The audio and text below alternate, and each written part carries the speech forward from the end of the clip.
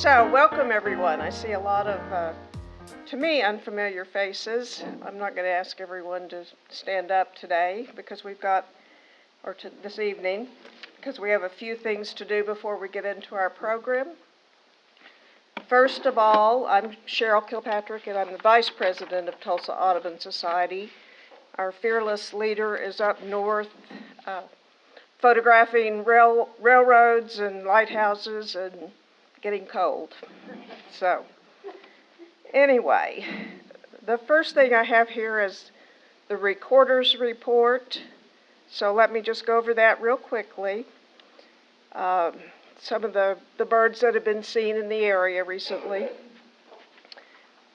We had a mute swan on January 5th. Got to put my glasses on. This was a pond southwest of Highway 75 and Highway 20. Todd Humphrey saw that. A couple of trumpeter swans, 2 at the Tulsa Zoo, 1 at Mohawk Park, January 5th and the 7th. We had a great egret on the Christmas bird count. A couple of turkey vultures, again on the Christmas bird count in the northeast and southeast area both. Several Franklin's gulls and the turkey vultures were December 15th. The Franklin's gull, December 15th, and at Yahola and Oxley on the Christmas bird count. And the Franklin's gull at Yahola on January 5th. A lease tern at Lake Yahola on January 1st. And several sightings of white-winged doves. 1 on the Christmas bird count in the west central area. And 1 on January 1st at 110th in South Toledo in Tulsa. And then we also had a peregrine falcon on the Christmas bird count in the southwest area. So, and does anyone know of any other unusual, or not unusual, but not totally ordinary sightings? Okay. We have a couple of events coming up, and I'm going to have the individuals involved with those, with coordinating and organizing, come up and talk about those real quickly. Let's do the January 19th field trip with Jim Deming first. How many of you were thinking of going on the field trip before you saw the weather forecast? Well, I don't think there's any point in trying to go Saturday with it snowing and blowing. Even if you don't mind driving in those conditions, you're not going to see anything. So I've got 2 alternatives. The first one is to wait till Sunday when it's going to be very cold but bright and sunny. The roads will probably still have some snow, but at least we'll be able to see birds. The other choice is to wait about 3 weeks to the next time I'm available, unless somebody else wants to lead it, because we have Eagle Watch next Saturday, and the Saturday after that is the Nickel Preserve winter bird count, which some of us do. So that makes it, I think, February 9th. So what's everybody think? What do you want to do? Anybody got any thoughts on that? February sounds good. Do what? February sounds good. Okay. Put it off till February? Okay. Mary, can you get that on Facebook? I will. All right. Thank you. That's all I have. Thank you, Jim. Okay, the next thing we need to talk about January 25th, which is Eagle Days, and Sienna is going to do that for us. The annual Eagle Watch and Raptor Rally, formerly known as Eagle Day, will be on January 26th at the Jenks High School, Building 6. And we'll have an eagle watch from 8 to 9 at the Jinx Pedestrian Bridge beforehand, then programming at the high school from 9 to 12:15. We will have programs running simultaneously for families with young children, and then adults and older children. I think all that's on. And that's all on Facebook and the website, and you can check those for more details. Do we need people to bring field Saturday morning down to the Veterans Day? I I think so. Okay. You might double check with Chris or I'll have her email you, one of the two. Yeah. Okay. Thank you. So now we get down to the birds of Panama. Dr. Jeff Cox is our speaker this evening. He is a longtime Tulsa Audubon Society member who began birding when he was 12 years old in Wichita, Kansas. I've heard that he pals around with Ken Kaufman some. He went to the University of Florida where he got an ornithology degree and then gave up biology as far as making a living to work in IT for a while he continued to follow his passion of birds. And he recently retired, he retired 2 years ago, and he says he's happier than he's ever been because he has a lot more time to go and look for birds. So please welcome Jeff.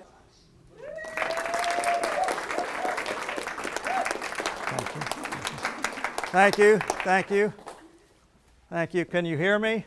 Yes. Oh, too bad.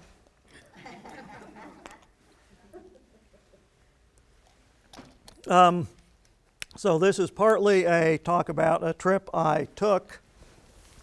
Oh, look, somebody. Oh. A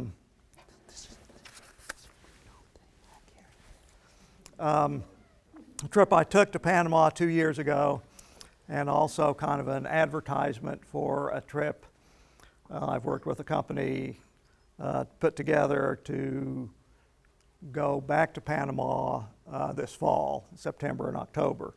So I'll be talking more about that as we go through this. But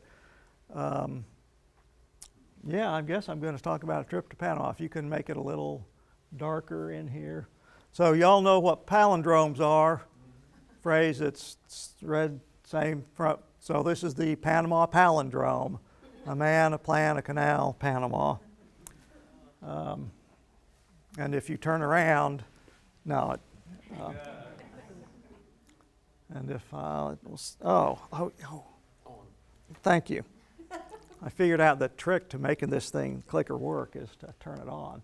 So Panama, I always have this idea that South America is directly south of North America and that Central America connects them. Well, it's not. If you go straight south from Tulsa, which is up here somewhere, you end up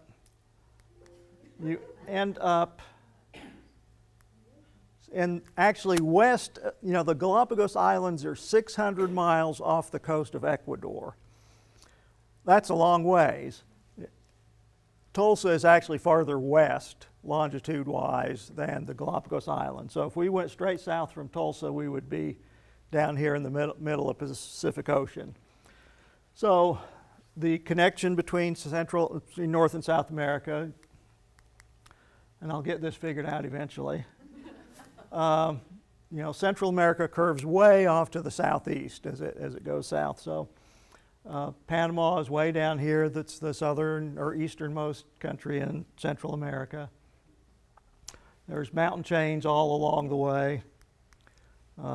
Panama, the country, basically runs east to west.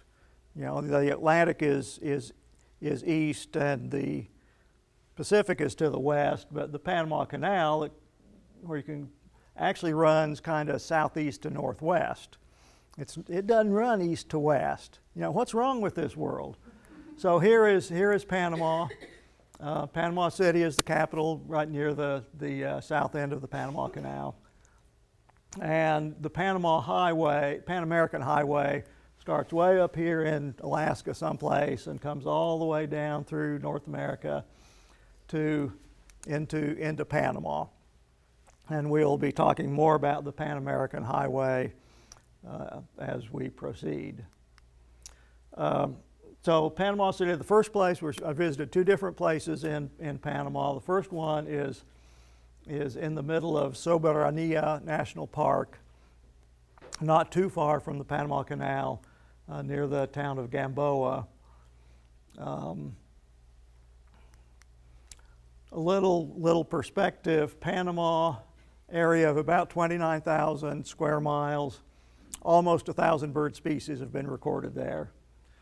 A lot of people go to Costa Rica for birding, and it's a fabulous country, so I've been told. It's a little bit smaller than Panama, not too many fewer species. Colombia is the most bird-rich country in the world. 1,848 species have been recorded in Colombia, but it's 440,000 square miles. It's a big country. Mexico is even bigger, and it's 1,100 species. And then poor Oklahoma and any of the United States. I think Texas has 500 some species on its state list, but Texas is kind of a big country too. So there's a lot of birds there, and it's partly because it's on an isthmus that connects two big continents, so it gets birds from, not so much from North America, but Central America certainly, as well as some that come in from South America. There's mountain ranges and an isolated valley, so there is just a whole great variety of bird species there. So I spent, this was in January and February of 2017, stayed at two different places. One, and these are all owned by what's called the Canopy family, which is a Panamanian that started this company about 20 years ago to encourage ecotourism and birding in his home country. So the first place he opened was the Canopy Tower, which is when the United States owned the Panama Canal, they had a lot of Air Force installations, and this had been a radar tower. Had been abandoned when the U.S. turned the canal over to Panama, and he bought it several years ago and converted it into a birding lodge, an ecotourism lodge. So there were five nights there and 5 nights at the Canopy Camp, Darien, which is about as far east as you can go in Panama. It's almost to Colombia, and I'll talk more about that. The trip we have coming up in September, October, if we get enough people, I'll get this figured out. We'll stay 4 nights at the Canopy Tower. So what I talk about the Canopy Tower, we can see that again. Canopy Camp we're not going to this trip. We will go to the Canopy Lodge, which is the other direction.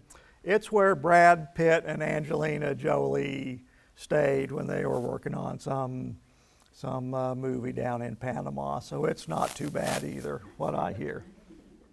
But the Canopy Camp will not be part of this fall's tour. So I flew to Miami, got up and took off, flew over the Florida Keys, flew over the Caribbean, and finally could see the mainland, the hills of Panama.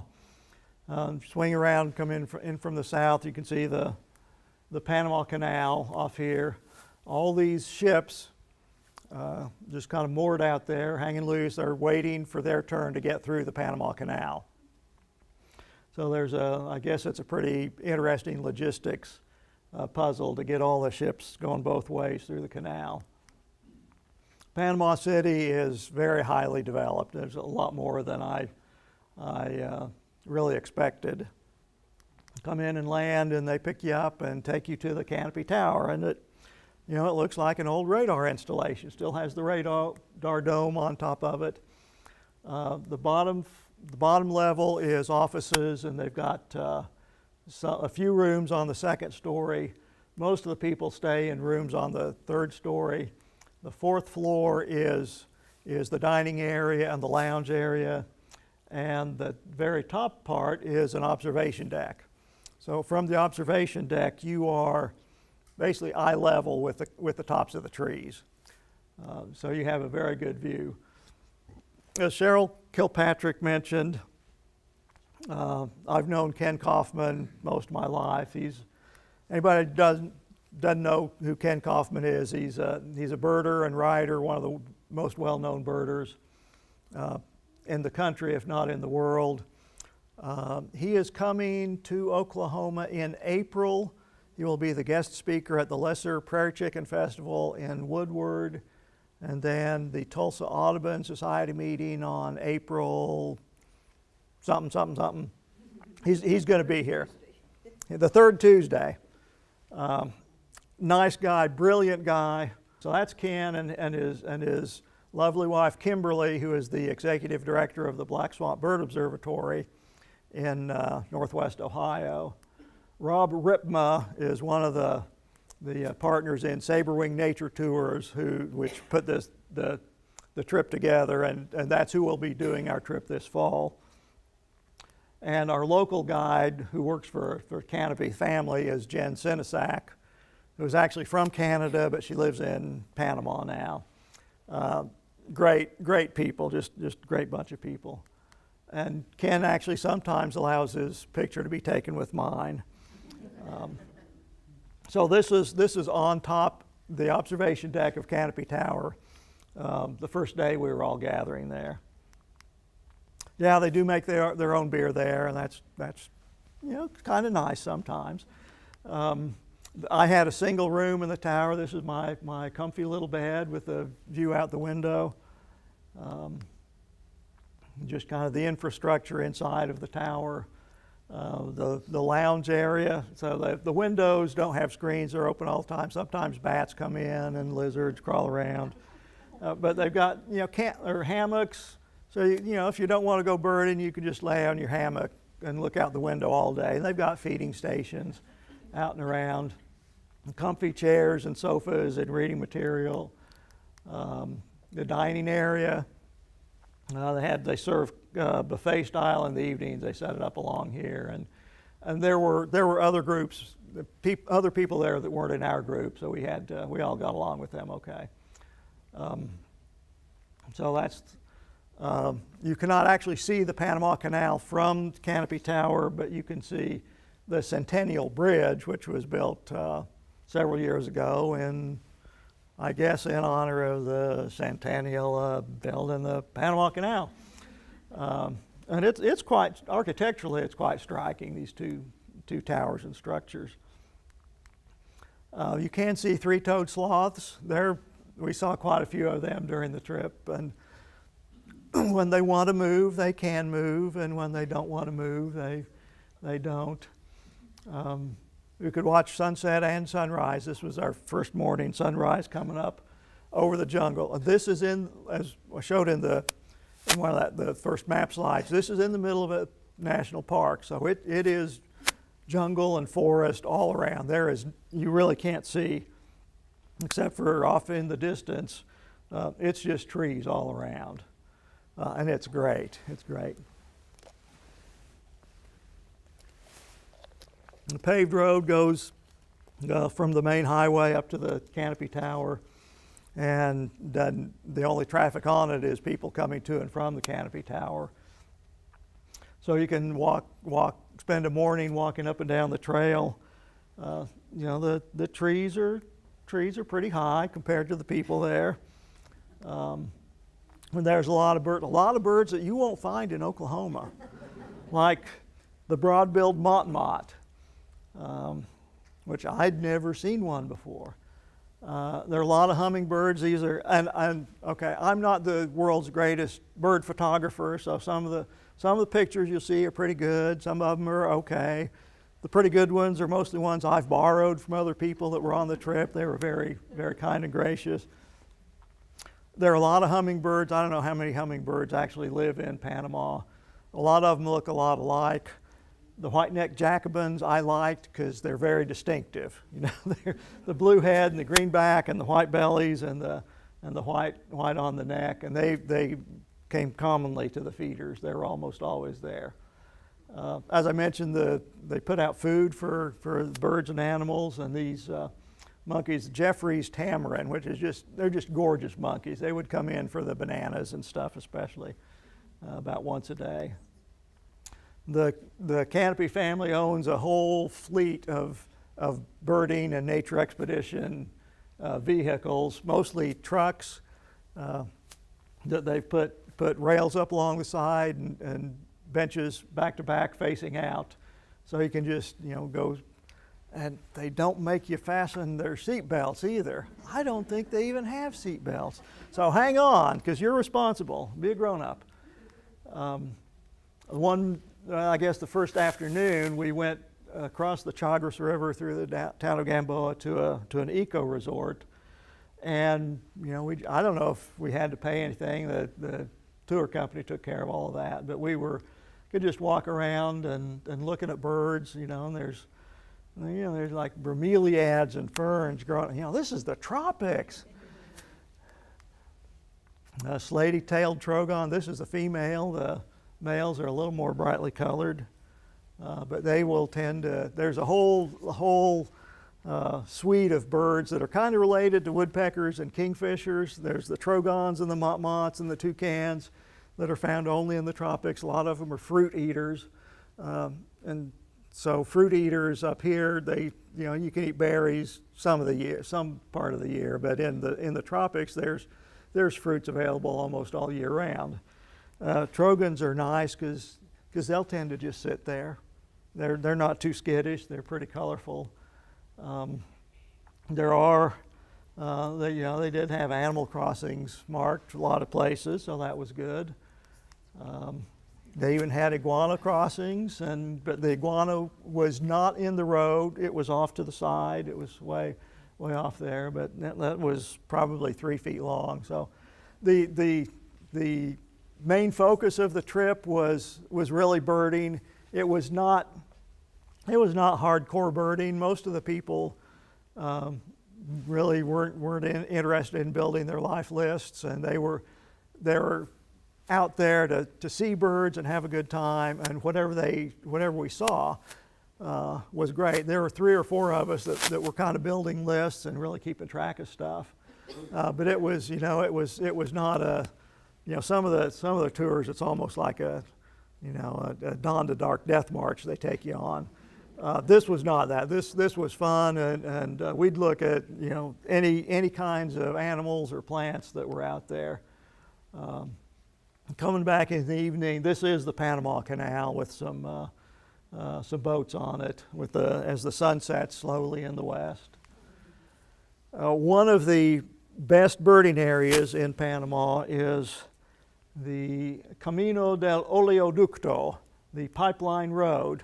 During World War II, the U.S. built an oil pipeline paralleling the Panama Canal from the Atlantic to the Pacific, just in case the Germans or the Japanese, would bomb the canal, somehow get it closed, and they needed to be able to transport oil clear across the country. It was never used, but the pipeline was put through, and the road was put through. You could still see remnants of the pipeline in places. It's like 3 feet in diameter, so they could have moved a lot of oil through there. The road is somewhat maintained for a few miles, so we drove several miles down the road and would stop and get out in different places. But you can see it's not much of a road. It's pretty narrow, and the jungle is encroaching on both sides of it. Howler monkeys, I don't have a recording of the howler monkey, but when you go to the tropics, one thing you want to make sure you do is hear the howls of the howler monkeys, because it will send chills up and down your spine. We had a band of these, 8 or 10 of them, that just went overhead. They came traipsing through the treetops, and they kind of looked down at us, and we looked up at them, and we took their pictures, and they didn't take our pictures, and they just kind of moved on down the way. The rufous motmot. The motmots are interesting because their tail comes down, and then there's a patch where the shaft doesn't have any barbs on either side, and then there's kind of a round thing down at the bottom of it, and they will sometimes sit there and kind of wave their tail back and forth like it's a grandfather's clock, almost going back and forth. And again, they'll you know, they're not shy. They'll sit out. They're not always easy to spot because they don't move. But once you find them, they're easy to take care of. The pheasant cuckoo is a ground-dwelling cuckoo. It's pretty brown. That is, for the most part, is pretty secretive, and we weren't expecting to see one. There is one place on the pipeline canal where they're, I guess, used to people being around. And I wish I'd gotten video of this because this bird is like 15 inches long. So it's a pretty good sized bird. It just stays on the ground. And it will, those long brown tail feathers with the white tips, it'll kind of shake those along right through the leaf litter as it's walking along. And the thinking is that maybe that scares up insects and stuff for them to eat.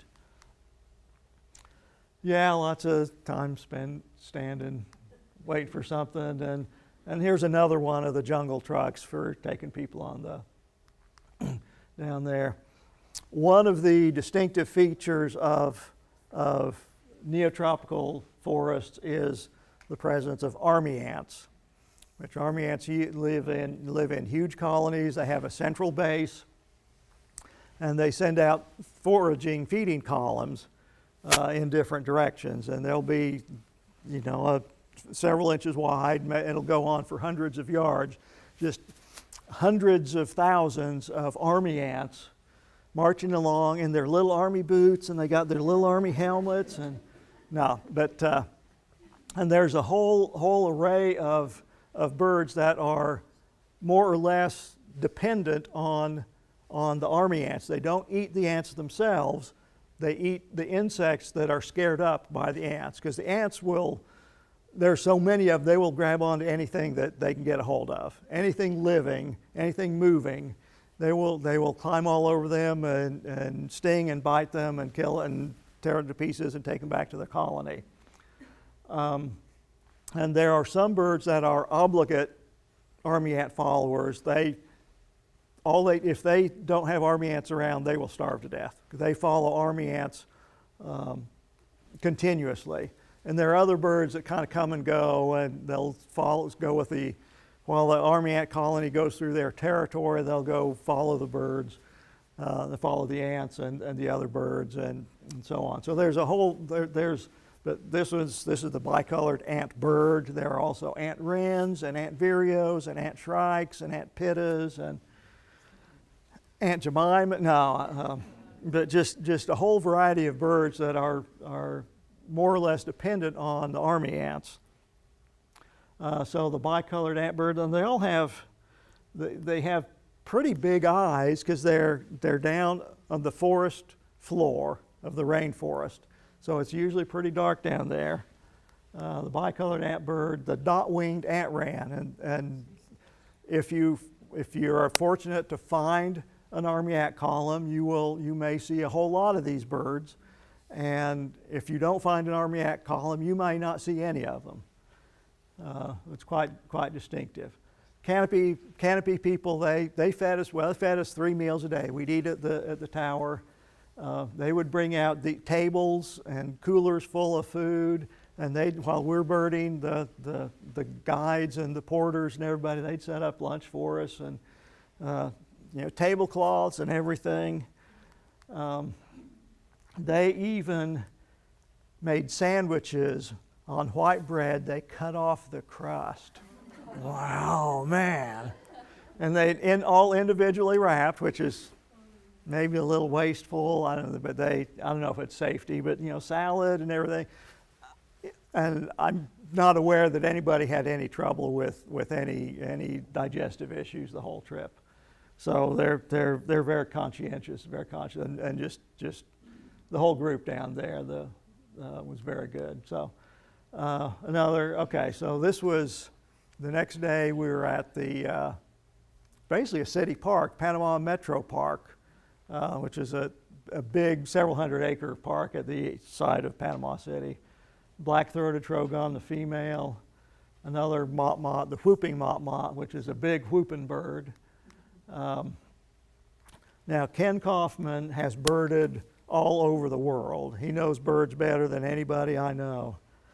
Sometimes even he has to refer to a field guide. So I'm gonna blackmail him with this sometime.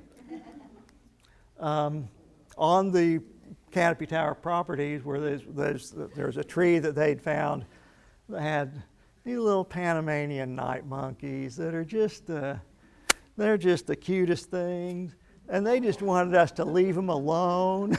They come out at night, and they're active at night. This is a hollowed out tree that they would spend the day. The violet-bellied hummingbird. This one is definitely not my picture.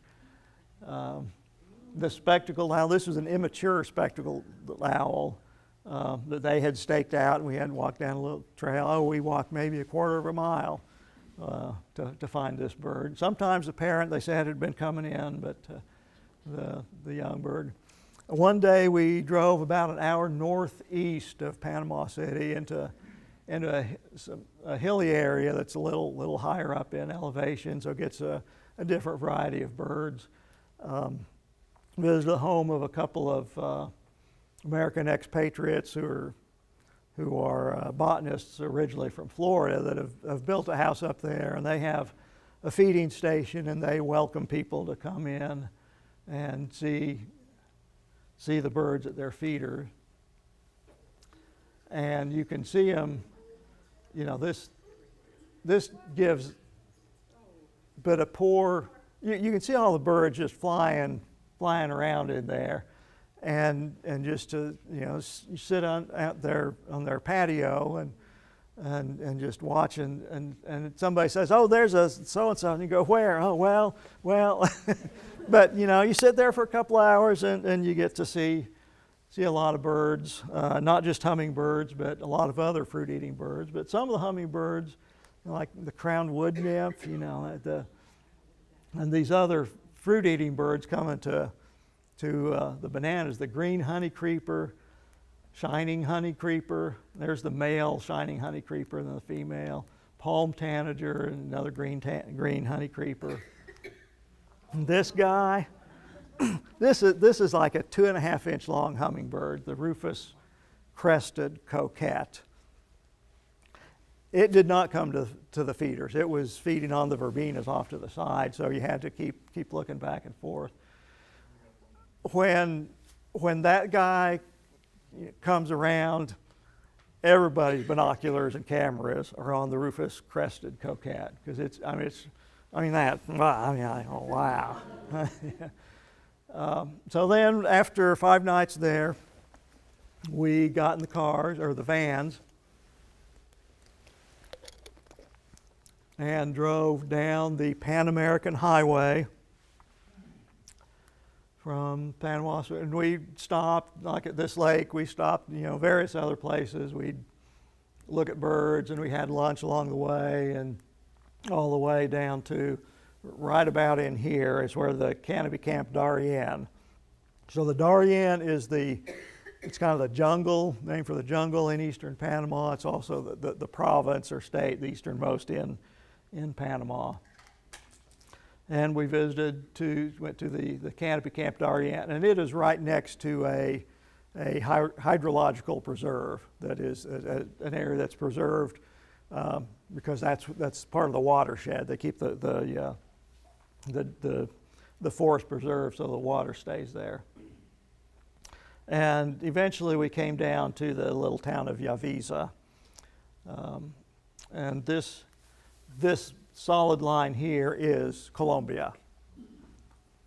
So we're like, when you're in Yavisa, you're maybe 20 miles from Colombia. And they have a big welcome sign when you cross the border into the Darien. There are checkpoints because it is kind of an open border, and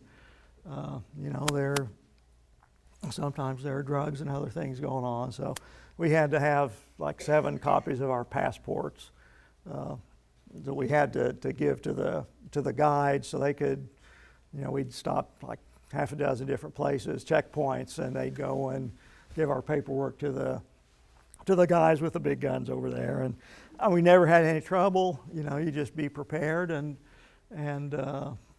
carry on. So then we get to the Canopy Camp Darien, which is maybe not been there quite 10 years. But the guy who started the Canopy Tower, he wanted to branch out, and he built this place. And I basically fell in love with the place as soon as I walked out there. Here we are standing on a little veranda looking out into the clearing. You can kind of see some of the tents in the background, the hammocks, all open air. Here's the view from the veranda. Oh, well, that's kind of nice. Birders, you could, if you didn't want to go birding, you could just sit here all day long and see a lot of birds. They had feeders and feeding stations around there too. This is one of the tents. This is the view from inside my tent. Oh, I like that. That's kind of nice. Birds like the chestnut-headed Oropendula, which is a blackbird. It's a little fancier than most of the blackbirds we have around here, and they've got this lovely kind of melodious, kind of burbling water kind of song that they nested in a colony right near there. So they were really cool to have around. One of the birds I've wanted to see since I was a kid, that's when I first read about this, was the king vulture. We have black vultures and turkey vultures here, and they're mostly black. Well, the king vulture, as you can see, is not. I think our first full afternoon, I was sitting there, we were all out there on the veranda, and I looked over and saw, that's the king vulture! And everybody got up, and nobody got good pictures of them. So neither I didn't get any pictures because I was just so, it's bigger than a black vulture. And it's got weird colors on its head and face, and it's just, there were like 3 of them came flying around, and it was just, on the property you can hike a little ways.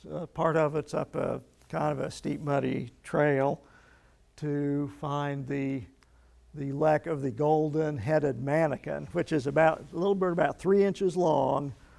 Manakins are kind of crazy little birds that do these fancy dances. The males get together and they'll do these displays to try to attract females. So the females will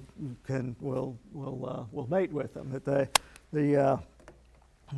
These guys, they'll kind of run along together and they'll turn around and if you look look up on YouTube videos of golden-headed manakin, because their pupils will dilate and then constrict,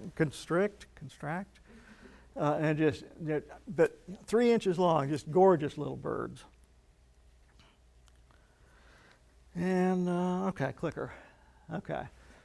We have, in the United States, we have groove-billed anis and smooth-billed anis, which are kind of like grackle size. The greater ani is half again. It's like great-tailed grackle size. And they have this kind of I think when they're looking down at you, they're like, I'm going to eat you. They are really pretty menacing looking, but pretty cool birds. We're standing on the Pan American Highway, which doesn't get a whole lot of traffic that far south, trying to find some birds. Yes, animals in the road. Well, how about that?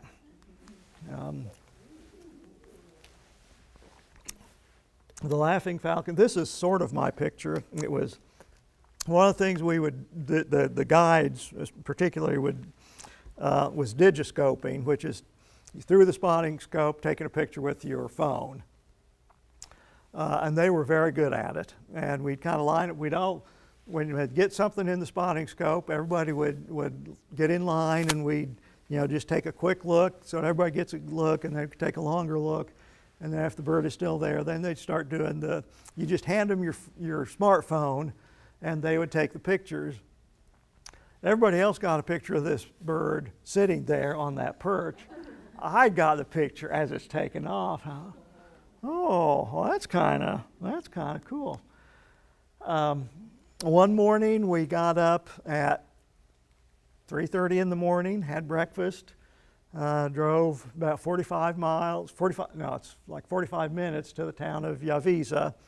So we were there when it was still pitch dark. Got in some dugout canoes, piraguas. They are dug out using chainsaws now. They're not dug out by hand with it. Got on the Rio Chucunaque as the sun is coming up. And they're outboard motors, so you can go pretty fast. But we had to go about an hour. We never stop birding, but we're always looking at other stuff too, and just having a fine time. To get to the welcome to the Darien National Park, which extends as far as the border with Colombia, and it's a site of World Patrimony and Biosphere Reserve. So it is the wild jungle. From there, we had to walk in a little way, about 4 miles, and we asked the guides the night before, well, what's the trail like? Flat, flat, flat. Well, it is flat except for the stream crossings. So, yeah, which, I give them credit. This is out in the middle of nowhere, and it's pretty muddy. So they laid some tree trunks, and they had some trunks lit, a railing across there, and the guides were wearing, or the porters were wearing, rubber boots, so they would help everybody across the stream. You can see everybody else is looking across the stream. Ken is looking at birds. He never stops looking at birds. If you get a chance to meet him when he's here in April, he's always looking for birds or something. And it's not that he's not paying attention to what you're doing or doesn't care. We get back there, there's a research station and a ranger station, and the porters carried in coolers full of our lunch and drinks and everything. And from there we walked across this little rocky stream to a blind. So here we are in a blind in the forest, and we're looking at that little blob of twigs and sticks up there in the tree, which is, when you zoom in closer, it's the nest of the harpy eagle. So this is a female sitting on the nest, and this was a life bird for Ken Kaufman, okay? So this is a rare bird. It's one of the 2 largest species of eagles in the world, the other being the Philippine eagle, sometimes called the Philippine monkey-eating eagle, because that's what they do, and that's what these guys eat. They eat monkeys. Some people are fortunate enough to be there when the male, usually the female does the incubation and the males bring a monkey or whatever in to feed. We did not see that, but we did get to see the 6-week-old chick sticking its head out off the nest. So here's the back of the female's head, and there's and people were pretty excited about this. It was a pretty good sighting. There were a lot of butterflies there too. These happen to be dagger wings, but just 3 different species of dagger wings. There were a lot of other butterflies and cool insects of different types. There's this tree all along the trail with these brilliant red-colored flowers that was dropping its petals all over the ground. None of the guides knew what it was called. But I guess I'm supposed to talk about leafcutter ants now. Should I do that? So, which you can kind of see these reddish brown blobs in here. we talked about army ants, but another species or type of ant that's common in the tropics, they're called leafcutter ants, and they were really a lot easier to find. About every day we'd run into some of them, but they also live in big central colonies. They will go out and forage and cut pieces of leaves off of plants and take them back to the nest. And there's a fungus, a specific fungus that grows on those leaves, and the ants actually eat the fungus. They don't eat the leaves themselves, they eat the fungus. So there were there are all these leaves on the ground. There are also all these pink flower petals, you know, that were, and it's just a frenzy of activity. The ones that had, you know, going out to get stuff and then bringing them back with the leaves. So there's just tremendous diversity out there. We get back to the town of Yavisa. This is the only way, short of a boat, this suspension bridge, to get across the river to keep going farther on into Colombia. But we did go to the end of the Pan American Highway. So kilometer 12,580, the end from Alaska. So if some of you are familiar with the Robert Earl Keen song, "The road goes on forever, the party never ends," I'm here to tell you, the road does not go on forever. It ends. The party kept on going though. But in Colombia, the highway picks up again and goes all the way to Tierra del Fuego. So back at camp, the yellow-rumped casica, which is another kind of blackbird.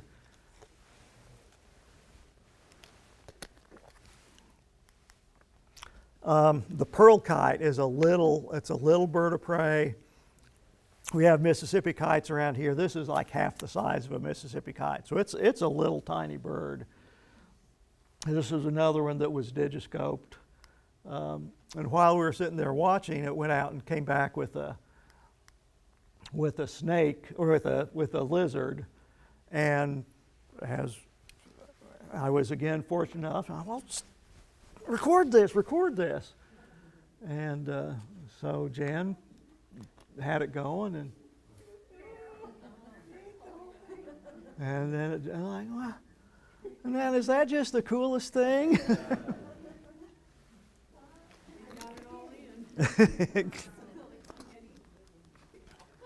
So yeah, I mean, you can see kestrels, you know, eating stuff around here. So that's a gorgeous little bird, and then to see it doing that was really cool. We would just go down side roads. It's not densely populated down there, so we drive down and stop and get out and walk a ways, see more, you know, trogons. Every evening we would have a checklist countdown. They'd go through the list. The guides would take over, and we'd go and we'd just record, you know, make sure they had a list of what everybody had saw, and about every day somebody'd say they'd seen something, and I'd say, "Well, I didn't see that one." Anyway, this bird, this was on a little town we went on our last full day there. This bird is not in the field guide to birds of Panama. The bicolored wren has just moved in from Colombia in the last few years and established a couple places, and we happened to be there. And it's a big wren. It's like, you know, bigger than a cardinal, very strikingly colored, and has a loud raucous song. And they came around. We got into down another river in some outboard canoes, or dugout canoes, the piraguas.